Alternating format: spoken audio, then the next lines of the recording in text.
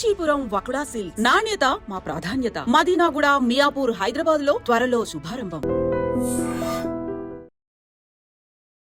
Welcome to crime confessions. గతంలో గ్రామాల్లోని పరిస్థితి ప్రభావంతోనో లేదా భావజాలం కొంతమంది ఆకర్షితులై చాలామంది యువతి యువకులు అడవి బాట పట్టారు. అడవిలోకి వెళ్ళిన తర్వాత పేద ప్రజల అభివృద్ధి కోసం నిరంతరం కృషి చేస్తూ కొంతమంది జనజీవనం వచ్చారు. మరి కొంతమంది అడవిలో ఉంటూ అమరులయ్యారు.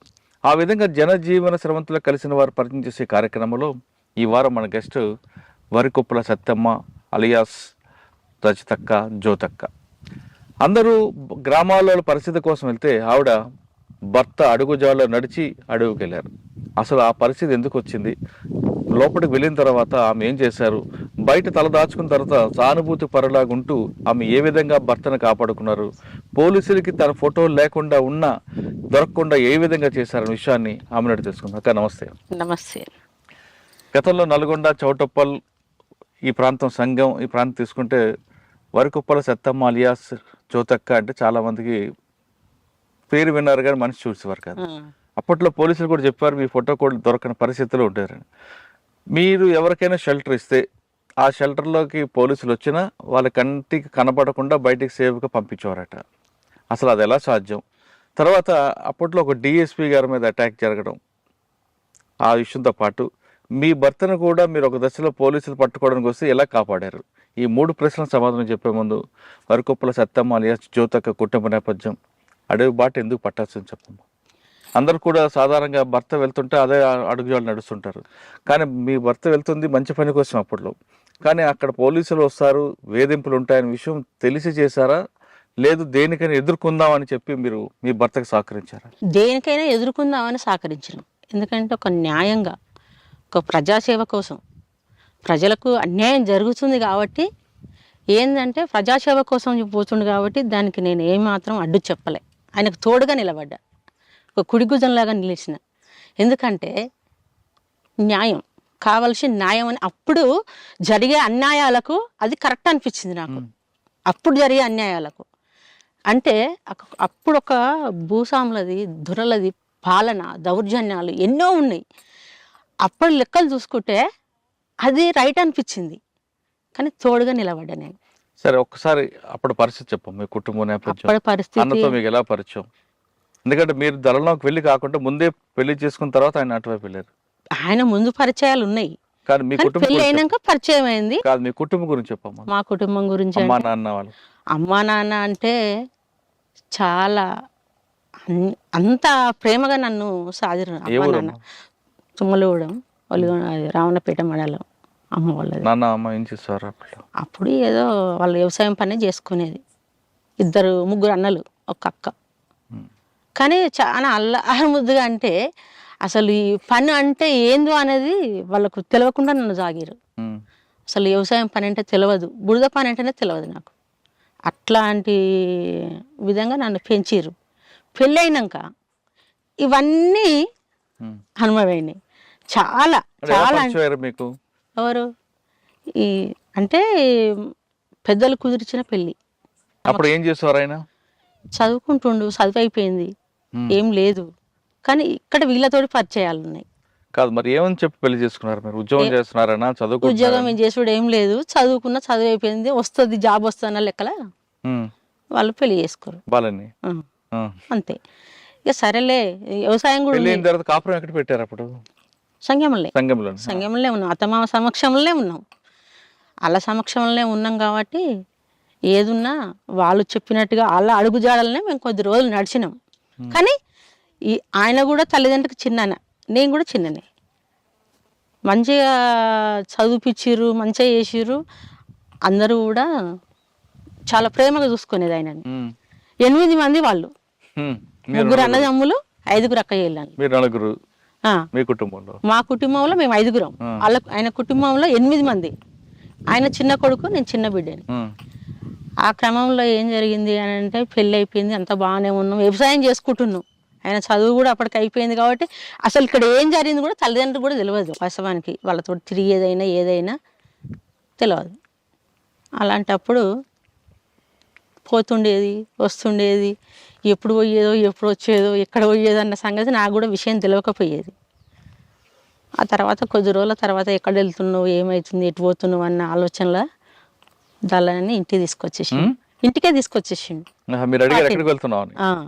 ఇంటికి తీసుకొచ్చి వాళ్ళతోటి పరిచయం చేయించిండు. ఎవరు వచ్చారు మా దళంలో అప్పుడు? అప్పుడు వెంకన్న, మల్లన్న కమాండర్, అప్పుడు జయక్క అని, లక్ష్మక్క అని, గోపన్న అని వీళ్ళందరూ పార్టీలో ఉండేవాళ్ళు. వాళ్ళు చాలా బాగా మాట్లాడేది, చాలా మంచిగా ఉండేది. వాళ్ళు చెప్పేటి అన్ని న్యాయం అనిపించేది. అంటే మొదటిసారి దళం చూడగానే భయం అనిపించలేదు? ఏం లేదు, ఏమనిపించలే. వాళ్ళు మనలాంటి వాళ్ళే కదా, వాళ్ళు మనుషులమే కదా, అంతా ఒక్కటే కదా. వాళ్ళు చేసే పోరాటం కూడా న్యాయం అనిపించింది. ఏం తెలుసుకున్నాం ఆ పోరాటం అంటే? అప్పుడు ఎలా ఉండేది పోరాటము అని అంటే పరిస్థితులు ఏ విధంగా ఉండేవి అప్పుడు? ఏ విధంగా ఉండేది? ఉరకట్న వేధింపులు ఉండేది. ఒకటి ఏంది అని అంటే మన దౌర్జన్యాలు అన్ని రకాలుగా ఉన్న వాళ్ళదే అన్ని తీరులో ఉండేది. ఈ పేదరికాన్ని ఎవరు కూడా లెక్క చేయకపోయారు. సంఘంలో అంత దౌర్జన్యం ఉండేది. సంఘంలో కూడా దౌర్జన్యాలు ఉండేది, అన్ని ఉండేది, అన్ని రకాలుగా ఉండేది.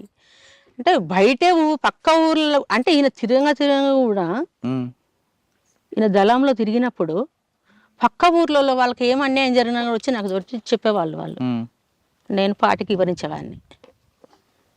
వాళ్ళు పిలిపించుకుంటే నేను పోయేది, ఇక్కడ ఏం జరిగింది వాళ్ళకి వివరించేది. నేను ఇట్లా జరుగుతుంది అనేది వివరించినప్పుడు వాళ్ళు ఎక్కడ ఏం జరుగుతుందనేది వాళ్ళు చూసి ఆ సమస్యని పరిష్కరించిన చాలా ఉన్నాయి. అంటే కాదమ్మా, దళం వచ్చి అన్నతో పాటు దళం తీసుకొచ్చారు. వాళ్ళు మీకు పరిస్థితులు చెప్పారా, లేదు బయట ఉన్న పరిస్థితులు అప్పటికే అవగాహన చేసుకున్నారు? అక్కడ ఏం జరుగుతుంది, అక్కడ పరిస్థితులు ఏ పరిస్థితులు ఎట్లున్నాయి, ఏం న్యాయం చేస్తున్నారు అనేది వాళ్ళు నాకు చెప్పారు. వాళ్ళు చెప్పింది నాకు బాగా అర్థమైపోయింది.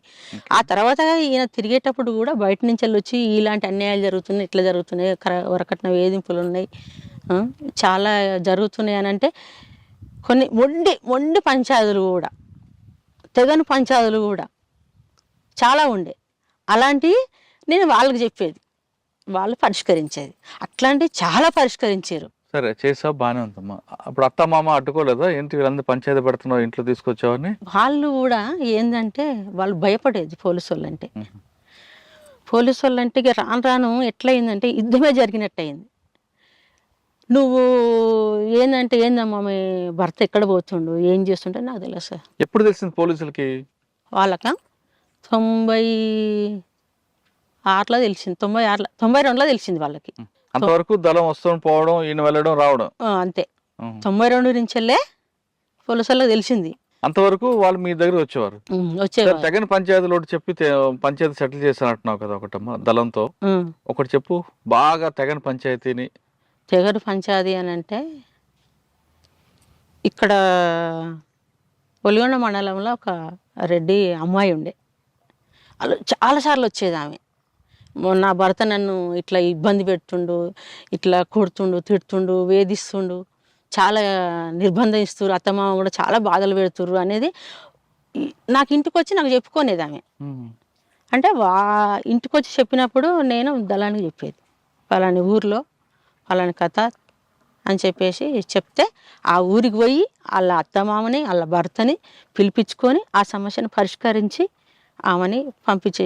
ఆమెను చాలా వేధించారు, ఒక 8 సంవత్సరాలు వేధించారు. ఆ తర్వాత వీళ్ళు పోయి చెప్పినాక దాన్ని పరిష్కరించినాక ఇప్పుడు హాయిగా ఉంది ఆమె, పిల్లలు భర్తతోటి హాయిగా ఉంది, మంచిగా ఉంది. అట్లాంటివి చాలా పరిష్కరించారు దళం. అంటే ఏదైనా అన్యాయం జరుగుతుంది కాబట్టి అప్పుడు అన్యాయాలు చాలా ఉన్నాయి, చాలా అంటే చాలా. అట్లాంటివి పరిష్కరించారు వాళ్ళు. దళంతో అప్పుడు మరి మీరు ఎప్పుడు వెళ్ళారు దళం వైపు? దళం వైపు అంటే వాళ్ళు ఇక్కడ చాడ ముత్తిరెడ్డి కూడా ఇవన్నీ ఇక్కడ చాడ ముత్తిరెడ్డి కూడా ఇక్కడ దళం తిరుగుతుంది. నన్ను పిలిపించుకురు, అక్కడికి పిలిపించుకున్నప్పుడు పోయేది 15 రోజులకోసారి, నెలకోసారి అట్లా పోయి దళాన్ని వాళ్ళే పిలిపించుకునేది. నేను పోయేది, వాళ్ళతోటి మాట్లాడేది, చేసేది. అక్కడ సమస్యలు ఎట్లా ఏం కథ అనేది అక్కడ తెలుసుకుని ఇక్కడ అన్నీ అక్కడ చెప్పేసేది. ఎందుకంటే పరిష్కరించేటి మొండి పంచాయతీలు అవి ఇవి ఉంటే పరిష్కరించేటివే చెప్పేది, వాళ్ళు పరిష్కరించిపోయేది అంతే. ఇట్లా జరుగుతున్నప్పుడు